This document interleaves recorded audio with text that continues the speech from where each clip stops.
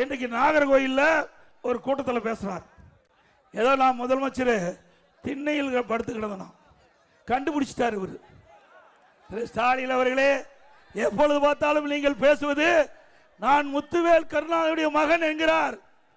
முத்துவேல் கருணாநிதி திருட்டு ரயில் வந்தார். எங்களுக்கு சொல்ல தெரியாதா? நான் வடக்க வேணும். ஒரு முதலமைச்சர் இருக்கிறீங்க, ஒரு கட்சிக்கு தலைவராக இருக்கிறீங்க, பொறுப்போட பேச வேணும். பொறுப்பு தவறி பேசினா எங்க தொண்டம் கூட பொறுத்து கொள்ள முடியாது. ஸ்டாலின் அவர்களே, திருட்டு ரயில் ஏறி வந்தவர்களுக்கு உங்களுக்கு இவ்வளவு யதார்த்தம்னா, ஒரு விவசாய குடும்பத்தில் பிறந்து உழைத்து உழைப்பால் வந்தவனுக்கு எவ்வளவு நாள் இருக்கு? வாயு நாக்கு இருக்குன்னா எதை வேணாலும் பேசிடலாமா?